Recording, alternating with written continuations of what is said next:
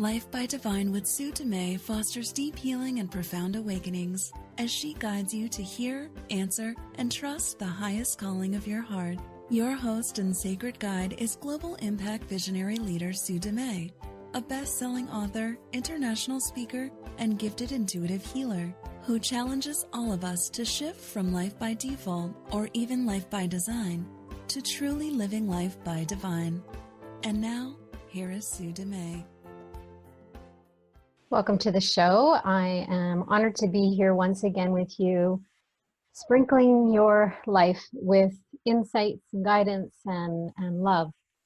And today I'm really excited about this topic. I've been talking about abundance. I've been teaching about abundance for years now. It's one of those things that I personally had to overcome. The whole lack and poverty consciousness is something that was really embedded in the programming of my mind. And it took me a long time to unwind from. And what I've done in the last 5 to 6 years is really work on helping people break those barriers and look at how abundance is programmed in their mind. Basically, we either have a prosperity consciousness or a poverty consciousness happening in our mind. And we're either tapping into our own prosperity consciousness or the collective prosperity consciousness, or we're tapping into poverty. And lack and limitation is one of those embedded, strongly across the board learned programming in our minds. And today I want to talk about the 2 reasons why abundance is not flowing and what you can do now. When we look at abundance, we can look at certain people and it seems easy for them to attract money. It seems easy for them to have abundance flow in and out of their lives. It's like an easy peasy, no work needed. They're just in that state of prosperity consciousness. It just happens. So why is it that some people can have an easy time with that and other people have such a struggle? That's what we're going to look at today. So if you're here, you're either probably experiencing some form of a pinch in the flow of abundance, or maybe it's pinched off and blocked completely, or perhaps you have this kind of times where it's flowing and times where it's not, and then you're questioning the flow and what you could do. So today I want to talk about how to improve that flow, to look at those 2 reasons and identify which of those reasons that are applying to your life. It could be both, it could be one. And the first one is an obvious one, and probably one that you would come to this episode expecting to hear, is there's some form of block to abundance. That's the easy one to understand. The second one I'll talk about later, but let's really dive into the idea of a block around abundance for you. So abundance is kind of our nature. It's our essence. We're naturally born abundant beings. Now, abundance can show up in different areas of our lives, not just financial, not just with money. I'm going to focus on money today because that really seems like one of the areas that people get the most stuck on, is identifying where their money blocks are and why the money blocks are in place and how to overcome those money blocks. It's not just about recognizing that they're there, but what can you do to actually overcome them?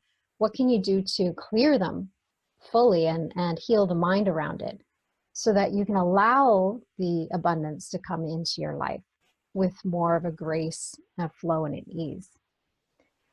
When it comes to blocks in the mind, we have talked a lot about the ego game of opposites. And I'm going to go into that again because it's a really powerful tool out of the, in the last 25 years or more of me doing this personal work and professional work and helping people heal their mind and align with their intuitive path and open their hearts and really lead with the heart. I have found that the ego game of opposites is the most powerful tool I found to unwind the mind. Now, I say it stops self-sabotage instantly, and it absolutely does. I've seen it over and over again in the last 3 or 4 months. I've been working with it for myself, but also for all of my clients and my members. And I've seen it work miracles. That tool is powerful. And what I'm also seeing is that a lot of times we need to play the ego game of opposites in clusters. So there's these rat's nests that come in that influence. So there's more than one kind of ego game of opposites happening in the subconscious mind. There's more than one ego definition we need to quarantine and delete and reprogram. So what happens around money is I've noticed with everybody who's had any financial abundance blocks that it's often not just one piece. It's not just one belief you have. It's not just one ego dictionary definition we need to change in the mind. It's a series of them. So when I look at the blocks and help you identify blocks, what we're looking for is your triggers, your resistance. Those are the pointers. Those are the fingers pointing at the virus that's hidden in the mind. So I'm going to back up a little bit and give a little bit of context or foundation for the ego game of opposites, because if you haven't heard any of my previous episodes, if you're just joining me now, you'll have no idea what I'm talking about. And I just want to give you a little bit of a foundation. And for those of you that have heard it before, I want you to hear it with fresh new ears. Like you haven't heard this before. I want you to pretend that you're the brand new beginner student in it and that you're listening for the first time, because there may be something different that I say, or there may be an additional piece that you're now ready to actually hear and integrate. So I want you to imagine your mind is a computer, and in the computer of the mind, we have the conscious mind and the subconscious mind. In the conscious mind, those are the thoughts that we hear on a daily basis. It's like the software in the computer. Like if you opened a Word document or if you opened your Outlook Express on your computer, you could see what's happening in that software as you're working with it. You can hear what's happening in the conscious mind. That's generally the chatter or the self-talk that you hear on a day-to-day basis. That's only about 5% of what's really going on in the mind. So a lot of psychologists say we have about 60,000 thoughts per day. And of those thoughts, we're actually only hearing 5%, 5 to 10%, maybe. The more asleep we are, the more we're living life by default, the more we're unaware of the programming and the thoughts that are going on in the subconscious mind. The more it's hidden, the more we're unaware of those beliefs and limiting thoughts that we have going on in the subconscious mind. The subconscious mind is like the hardware of the computer. If you actually hit Control-Alt-Delete, you'll see all of the things that are running in the background, and half the things you won't even know what they are, what they're related to, and why they're running. I don't know if you've ever tried that on your computer. I've done that several times, and I'm like, I don't even know what that program is. The subconscious mind has stuff running constantly, like a tape running in the background. And sometimes those tapes can be supportive for us. And sometimes, quite often, those tapes are actually keeping us stuck. Those tapes are old tapes, old evidence, or old programming that is actually no longer serving us, or that has never really served us.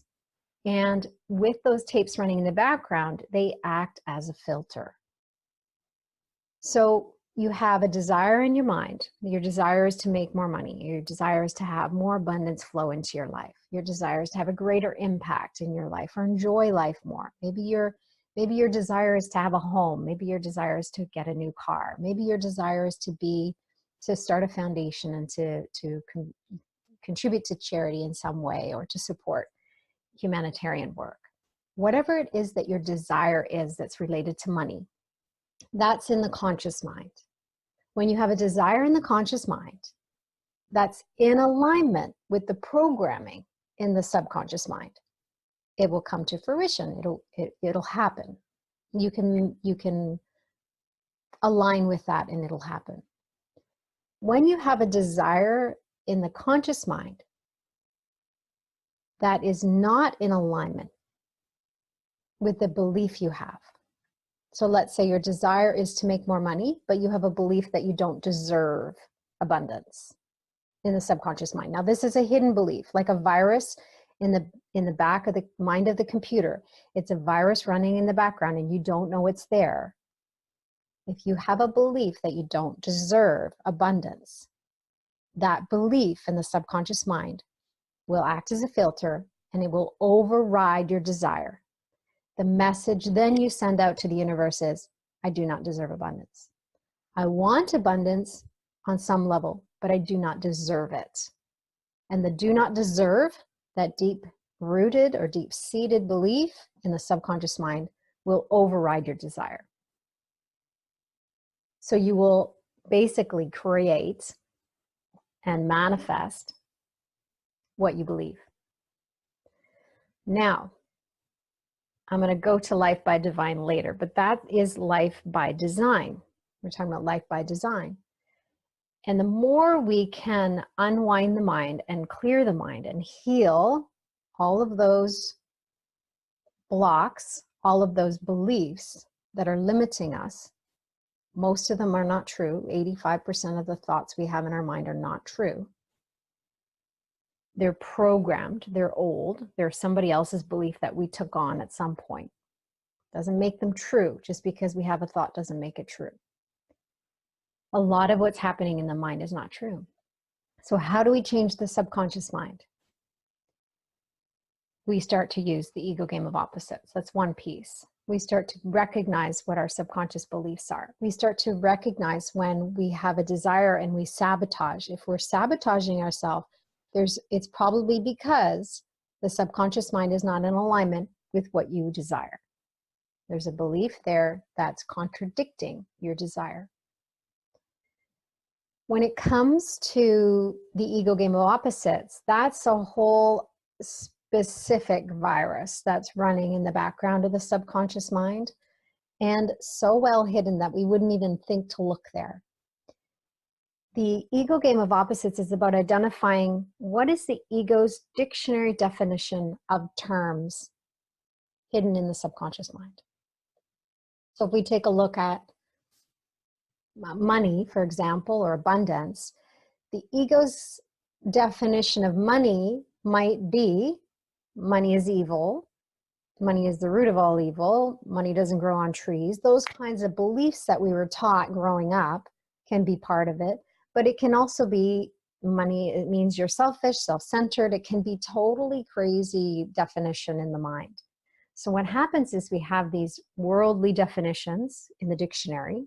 So when you think of worthiness or abundance or prosperity, there's these dictionary definitions in the world. What we think we know based on the world's dictionary. And then there's what we believe or what's programmed in our mind. So the ego game of opposites is designed to shine light on what you really believe deep down inside your mind. And most people that are having issues or blocks around abundance or money have crazy ego dictionary definitions around money. I've talked about my very first realization when I first came across the ego game of opposites and recognized it in myself. I was working around unworthiness and I'm like, what do I really believe about unworthiness? And I started writing it out. And it was humble, kind, compassionate, generous to others. And I'm like, unworthiness means humble, kind, generous, compassionate to others. I'm like, that didn't make sense. But that was what was programmed in my mind. That's what the ego embedded in my mind to keep me running on a hamster wheel of not feeling worthy. Because of course I would align with unworthiness if it meant all of those things. And in my subconscious mind, it meant all of those things. So that's what I aligned with. When I looked at worthiness in the ego's dictionary definition of my subconscious mind, the words that came in were self-centered, selfish, egotistical, all things that I was avoiding, that I wouldn't want to align with. So my desire was to be worthy, to believe I was worthy, but my subconscious mind had a crazy dictionary definition that the ego embedded there, like a virus, that was overriding it. Because I didn't want to align with worthiness if it meant I needed to be self-centered, selfish, and all of those other things. It was a big, long list. So that's where we really get stuck. We can be aware that, okay, let's say we have a deep-seated belief, we're not enough, we're not good enough, we're not worthy, we don't deserve. Those are really common ones when it comes to abundance not flowing. We have those beliefs, and then we're trying to change those beliefs every time we tell ourselves, I am worthy, I am worthy, I am worthy. If the subconscious mind has a dictionary definition that worthiness means you are self-centered, selfish, all of the things you're avoiding, then you're not going to align with it. So you see how it just would keep you stuck running on a hamster wheel. And it's very confusing, completely confusing, because it makes no sense at all. So how do we start to discover the blocks in our mind, and how do we unwind from them? The first thing we need to do is identify them, become aware of them, because awareness is the first key. Make sure you accept them. Just make peace with them. Don't get annoyed. Don't judge yourself. Don't judge the belief. Don't judge whoever embedded it or taught you that.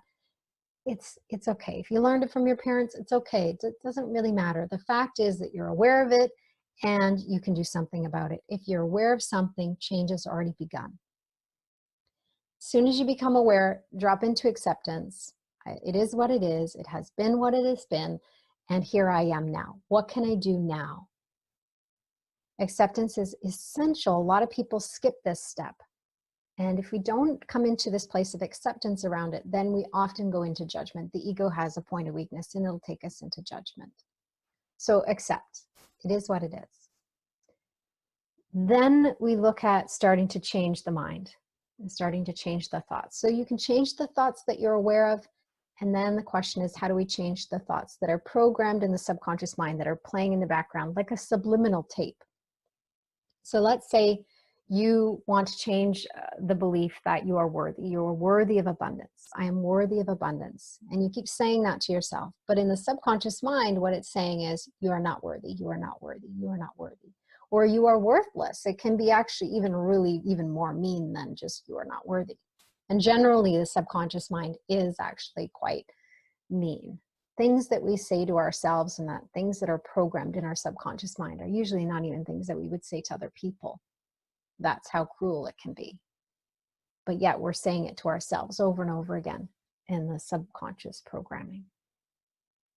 So what we need to do is start to shift that subconscious programming. And one way to do that, a really effective way to do that, is the ego game of opposites. So if you haven't done the Ego Game of Opposites masterclass, I have it recorded. It's available on my website. You can go to Ego Game of Opposite. You can go to heartledliving.com/ego masterclass, ego-masterclass, and you can sign up. There's an option there to sign up for free. You can listen to it for 48 hours. No strings attached. Or you can purchase it if you want to download it and have the version that you can listen to.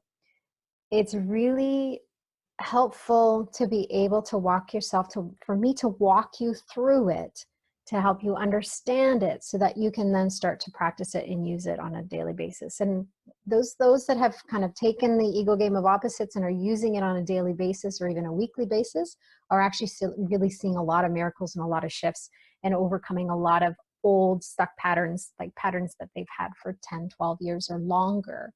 Lifelong patterns in some cases are shifting and instantly dissolving with using the Ego Game of Opposites.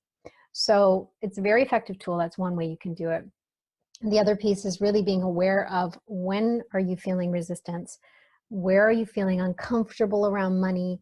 How does that show up for you?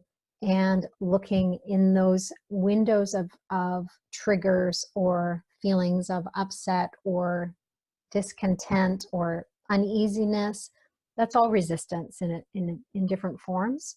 But what we're looking for is the triggers and resistance so that it can point us back to, what do I really believe? What do I really believe? I remember when I first opened my Mind Body studio, I was specializing in fertility yoga and supporting women conceiving children. And every time I would share about a yoga therapy session or a healing session or a class, I was really clear, really passionate. It was speaking from my heart.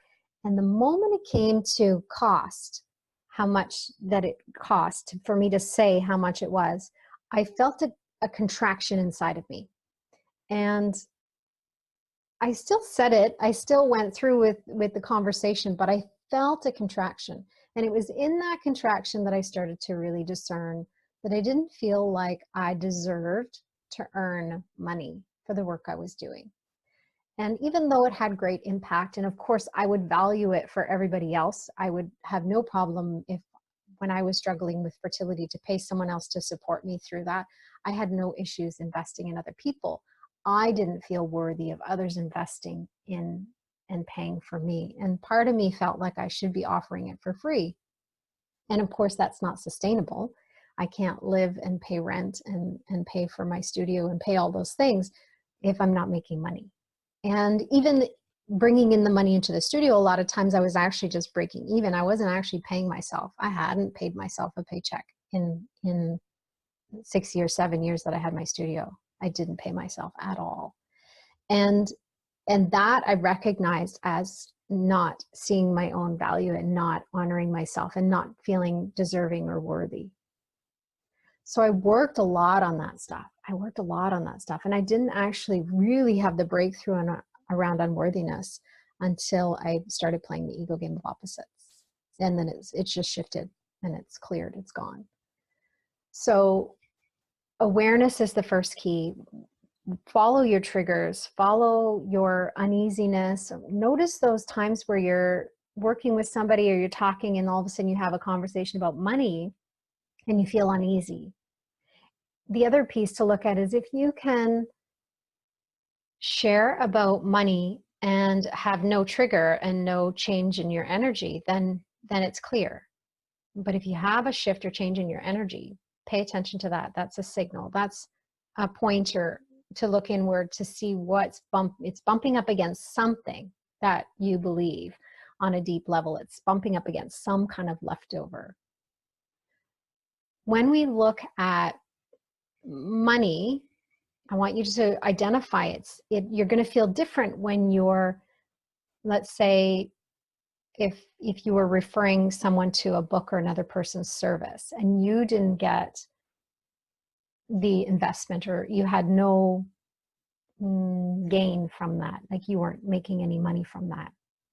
And that felt really clear. You could openly share and recommend other people's books or services with ease. That's one piece. But then let's say you have your own book and you feel uneasy sharing your book. That's because money is suddenly coming to you. So usually that's an indication that you have a block to receiving abundance. So a lot of times we can have this flow of abundance going out, but a lack of an opening to abundance coming in, or it coming in and then through and out. So I know for my studio, I had the money coming in and the money going out, and it was reinvested into my studio and to support my clients. And that was the flow, but it never came home to me. I never let it come home to me. And that's where it needed to shift. That's where I needed to look at my receiving, my ability to receive, to be open to receive. When we look at let me pause for a minute, because there's a few directions I'm feeling to go, and I really want to offer you the most I can in this time we have together. When we look at abundance for you in the way of receiving, generally it's connected to your self-worth, undeserving, not valuing yourself, or not seeing the value in what you're offering. When we look at those things, we can use the ego game of opposites to unwind from those things. And we can also use different tools to become aware and unwind from those things. A lot of times they're really hidden, and the more we can shine light on them and the more we can see how it's playing out, then the more you can actually reveal it, bring it into the light for healing. When it comes to money, I just want to take a little tangent here on the side here.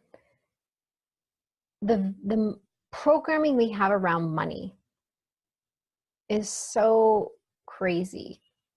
It is full of the collective kind of programming, fear around money. We can have our generational stuff around money. We can have past life leftover stuff around money.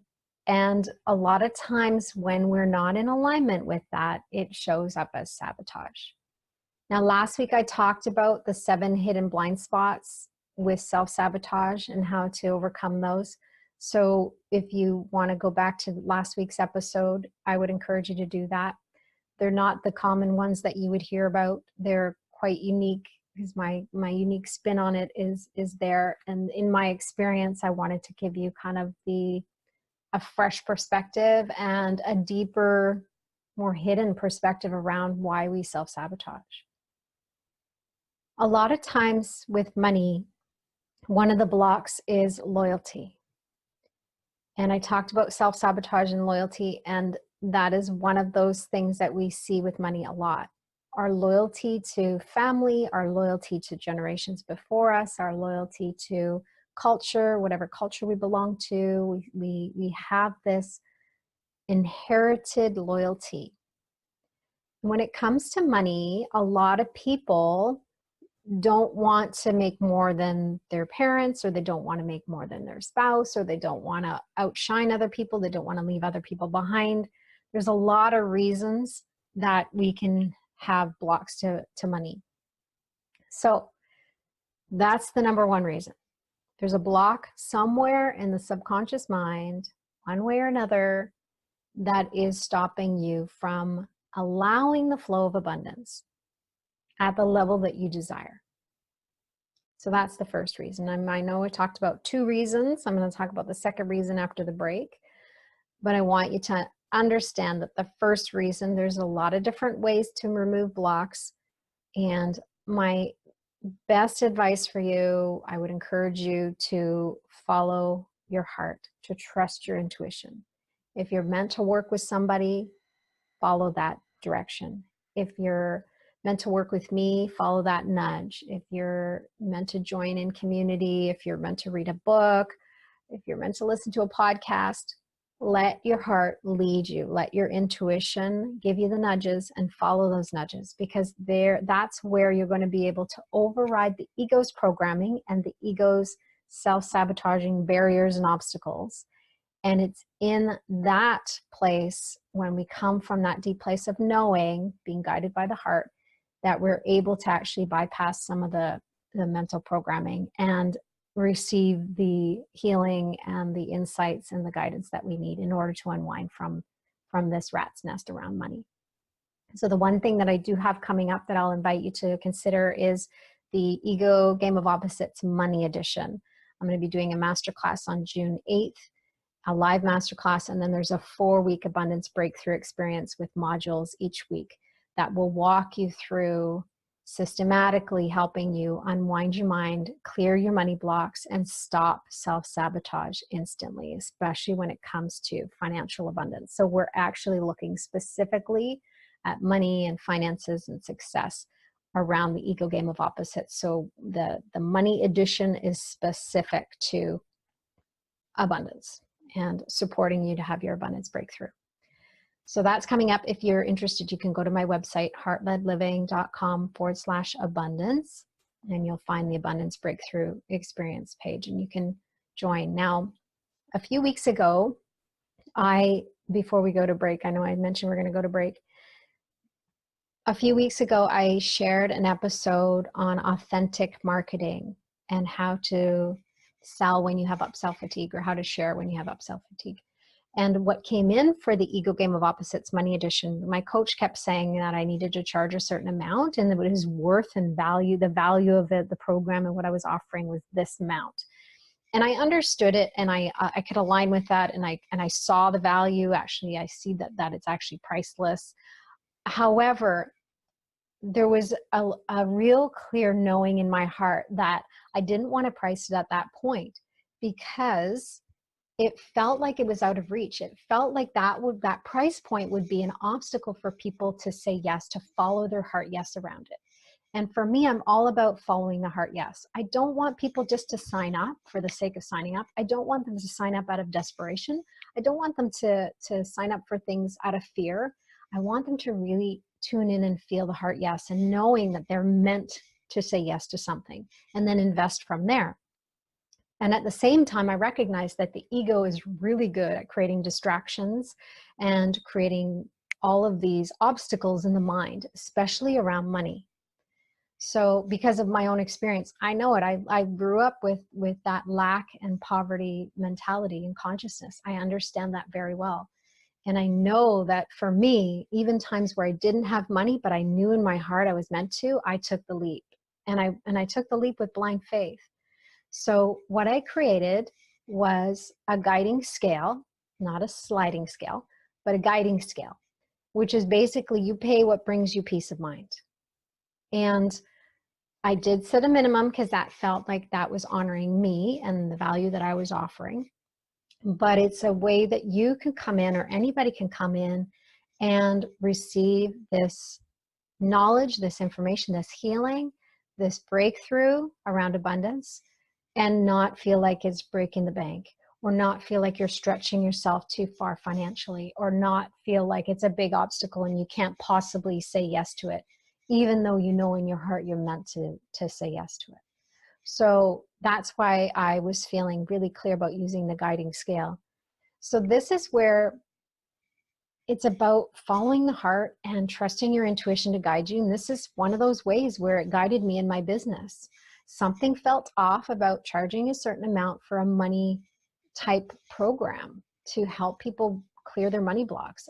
There was an obstacle right away, because they are standing there looking at it, wanting it, yearning for it.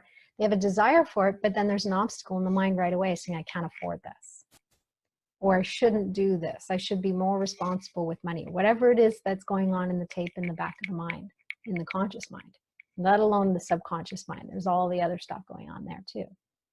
So I didn't want it to feel like an obstacle. And the guiding scale came in really clearly for me. And that felt so authentic and so much in integrity.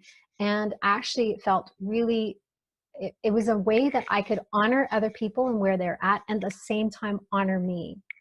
Because when it comes to money, it's really easy, if you have money blocks, to be generous.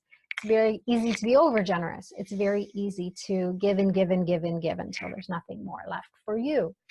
And to receive is really an art. To receive is really, it takes practice. It's a lesson that we need to learn for those of you that are over deliverers or over generous or over giving. I know how challenging it is to receive. And this is an opportunity for you to learn how to receive. Abundance is about opening your heart and letting this natural flow of energy that is your birthright come into your life and expand in the way it's meant to. Which brings me to the second reason that money may not be flowing, or that abundance may not be flowing. I'm going to do that. I'm going to share that right after the break, and we'll be right back. The Heart-Led Living Intuition Academy with Sue Dumais is a unique unschooling experience designed to unwind, clear, and align your intuitive channel. And the doors are open for you now. Experience unwavering faith and deep trust in your intuition as you strengthen your connection to Source, allowing you to walk through every moment with more peace, confidence, clarity, and certainty. Experience this deep personal transformation with Sue's guidance, including the option to share what you learn as a certified intuitive coach. This is your time to unwind and reprogram your mind, to rebuild your foundation and realign with your intuitive heart. Enrollment is now open. Apply today at heartledliving.com/Intuition Academy. Again, that's heartledliving.com/Intuition Academy.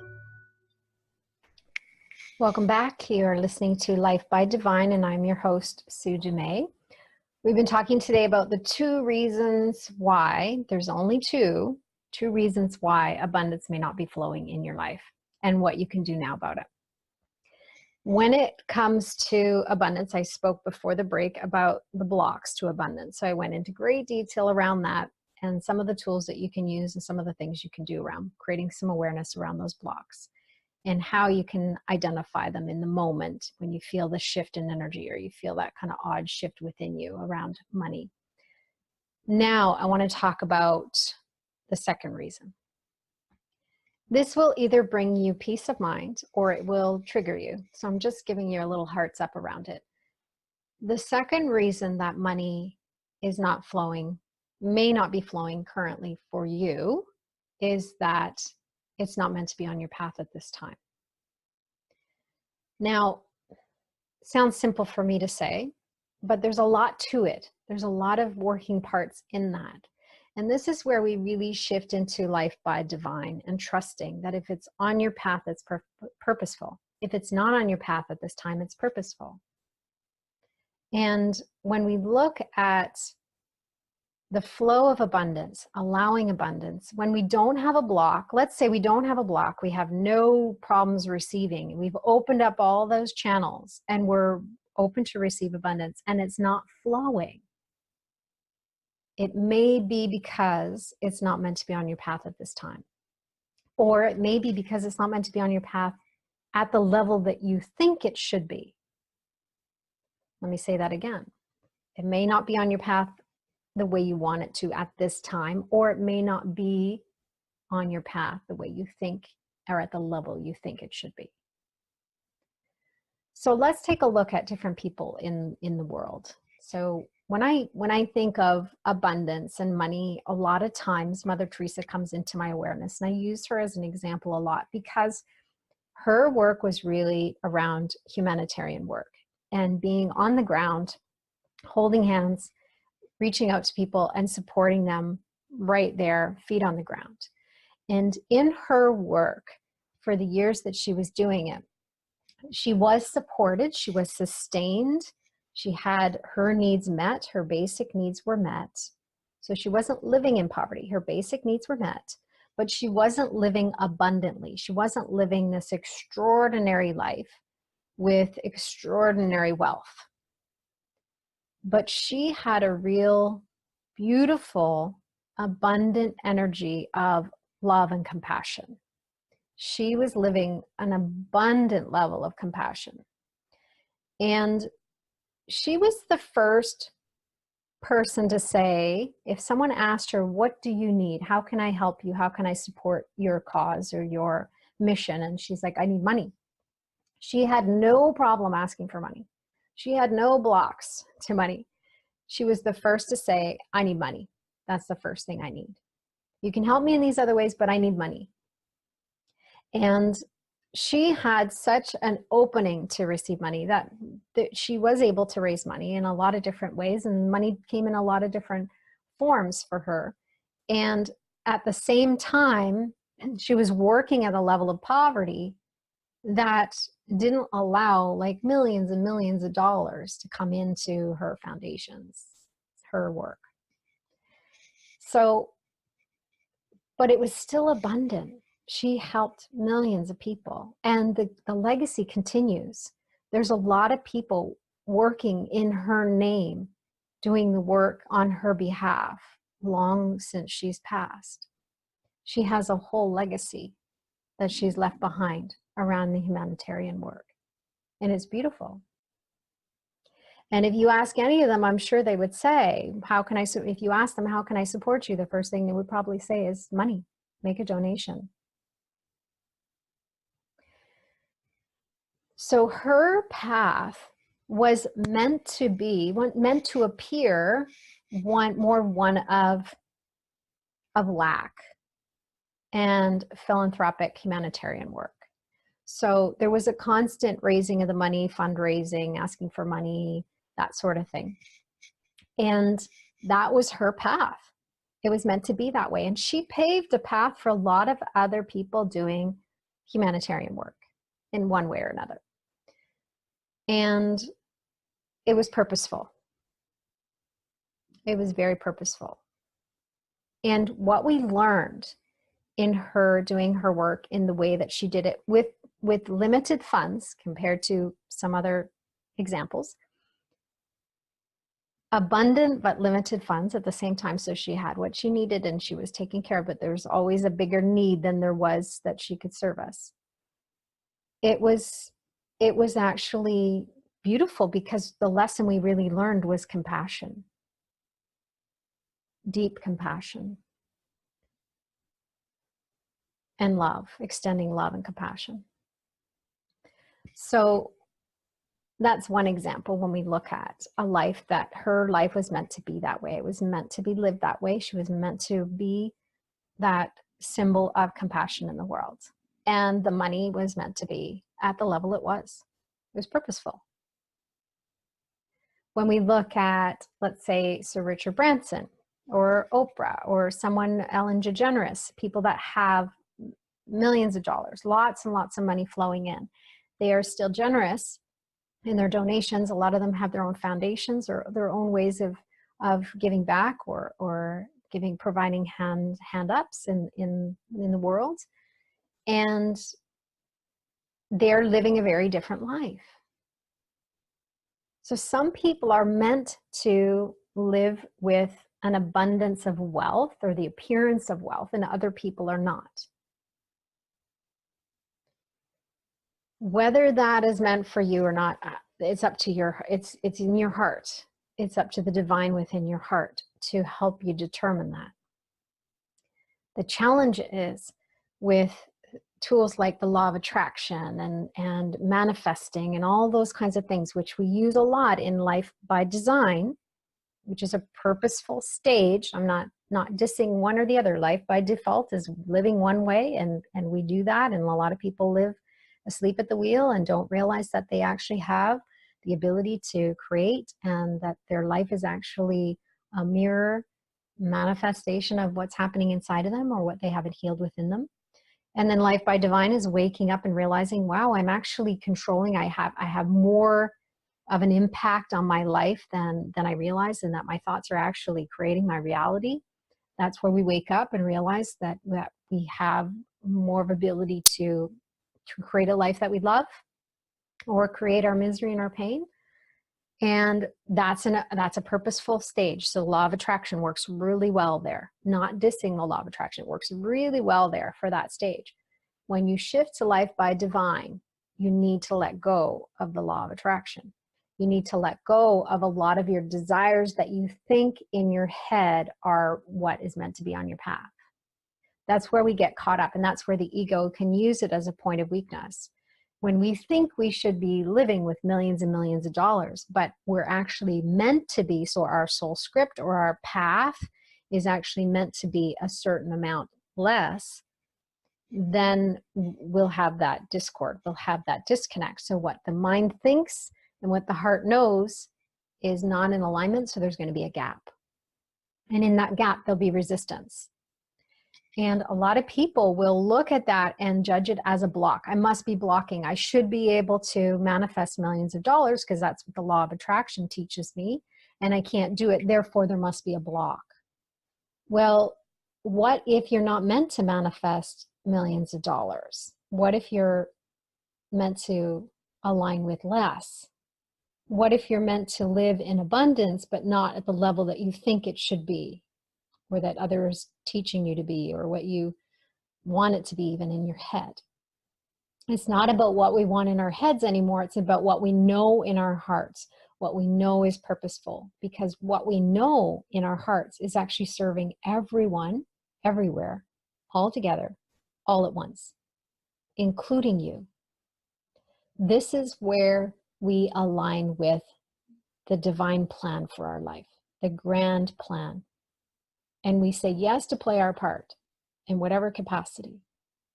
So if we're meant to have millions of dollars, like Sir Richard Branson and Oprah and Ellen DeGeneres, and we are generous from that place, and we're able to give back, and we're able to live extraordinary lives, and at the same time have great impact, then that will be your path. That will be on your path.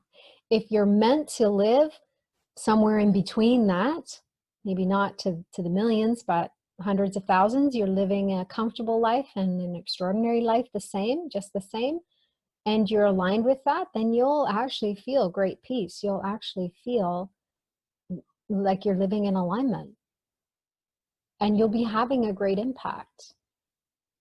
More money doesn't necessarily mean more impact. So it's about aligning with the path that you're meant to live, and aligning with the amount of abundance that is meant to be on your path at this time. Instead of what you think it should be or think it shouldn't be, aligning with the true knowing in your heart, what it's meant to be. So this takes away that judgment that when you're trying to use the law of attraction in that life by design stage, when it's not working, that takes away that point of weakness in the way of judgment. So if you were to actually align with the amount of money you're meant to have, and you were wide open to receive it, it would flow. It would be there with ease and grace. The challenge is that a lot of times we're blocking it, or we think it should be different than it is. And in that believing that it should be different than it is, we're resisting what's present. When we resist what is, we cause pain and suffering. And that's a point of weakness and an opening for the ego to come in and judge. So the two reasons: you're either blocking it in some way or another, or it's not meant to be at this time, or it's not meant to be at the level that you think it should be. I remember when I had my studio still, and there was money coming in, and I was making enough money to pay the bills, and it was expensive to have a studio and to have the staff and everything that I had going on there. I wasn't paying myself. I never paid myself any salary or anything that whole time. But there was money flowing. There was a lot of money coming in, but a lot of money going out. It was like an even Steven game: money in, money out, money in, money out. And I never really made much money. And actually, when I closed the studio, I had some debt that I had to pay off from it, because I invested a lot in the studio. And that was me kind of giving and giving and giving and giving, and not being open to receive, and not valuing myself, and not valuing enough to pay myself a salary, or to even think about paying myself a salary. All through that time, I was doing a lot of self-sabotage, and I didn't realize it. But it wasn't self-sabotage in the way of like nasty, mean self-sabotage. It was just, I would invest in another workshop. I would invest in another program. I would invest in this. I would buy this for the studio. There was a lot of money going out that didn't necessarily need to go out. And that was about discerning between what my head wanted, or what I thought I should be doing or not doing, and what my heart wanted. So there was a real discernment there I had to practice. And I started to get more and more clear that the heart-led way was the better way, because it was serving everyone, including me. And toward the end of the studio, I started to get more clear, and I started to actually pull back from taking all of these extra workshops and doing this extra training and all that kind of stuff. So that was the shift for me. The one thing I recognized, though, one of the blocks I had, which was really interesting around abundance, was my reluctance or resistance to saying no to people. So most of my life, if I had money and someone asked me to lend them money, I would lend it to them. And there was a lot of times I would lend money and I never got it back. And there's a lot of times I would lend money when I couldn't really afford to lend money, but I would say yes anyway. So when I started to look at my blocks to abundance, one interesting block I had, one belief I had, which was really curious, was it came in as a really clear message that if I had more money, I couldn't say no. I couldn't say no. I wasn't allowed to say no. If I could afford to lend somebody money, I couldn't say no. And that was a real interesting shift for me, because it wasn't what I wanted. It wasn't whether I wanted to lend money or not lend money. I had to really be obedient and follow my heart around it. So I became very obedient around spending, lending, gifting, and saving, and listening to my heart more, because the filter in my mind was really programmed for poverty consciousness and fear-based programming around money, worry about money, that sort of thing. So I started to shift into my heart and just asked to be guided from there. And actually, at one point, I offered over my bank account. I offered over all my money to Spirit to guide me, because I'm like, the divine, like, show me the way, because I don't know how to do this thing. Because in my head, I clearly don't have, I'm not equipped for abundance. And it started to shift a lot for me, because I started to really trust my heart to lead me in the purchases and the lending and all of that stuff. And it really changed. It took the pressure off me to try and figure it out. And I actually experienced a lot more miracles and a lot more shifts. And that's where we actually turned our financial position totally upside down. We were $300,000 line of credit in debt. We had very little money coming in. And within 6 months, it all shifted. We became debt free. It was a wild miracle, but I share it in one of my books, Heart-Led Living.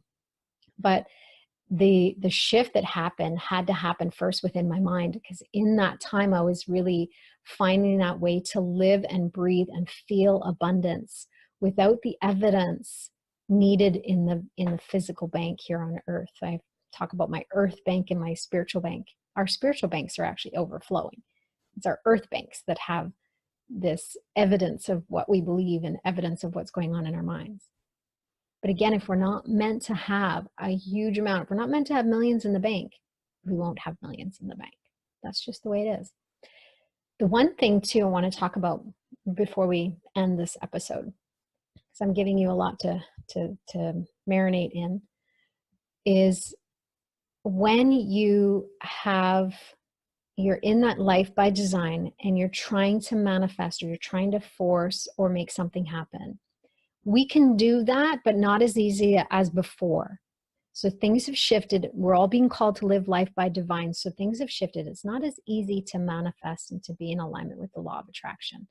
And when people are trying to manifest, and like, for example, there's people that will manifest a lottery winning, but then a year later, they're actually just as broke or broker than they were before they won the lottery. That is, again, because of that subconscious belief and block that they don't deserve, or they're not worthy, or whatever it is. Or they're uncomfortable with living in abundance because it's unfamiliar. So their set point for abundance is low, and that was just too much of a stretch too quick. And they end up sabotaging and spending all their money really quickly and falling back into that poverty consciousness. So there's a lot around money. And I go on and on. I would love to share all of it with you, but I can't possibly do that. We only have a short time here. But I do want you to be open to hearing what I said, taking what resonated, letting all the rest go, and integrating what you need to integrate right now. Taking a look at what you need to look at, how you need to look at it for yourself, and start there. If it's the Ego Game of Opposites Money Edition, come join me.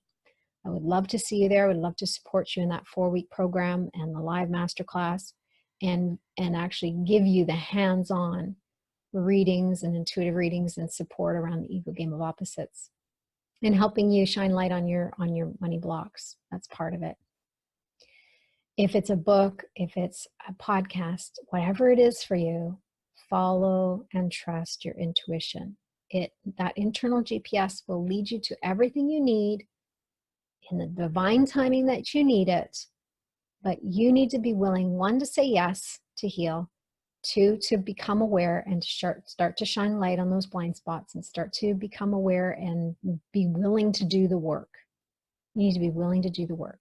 Unwinding from money is not a quick, easy thing. A lot of times, like I said, there's a bit of a rat's nest that requires some unwinding. I can definitely help you with that if you feel drawn to work with me. And you can also do that on your own in different ways if that's what you're guided to do.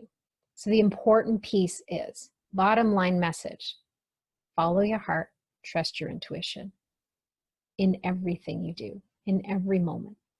If you do that, then you will have more clarity and you will live in alignment.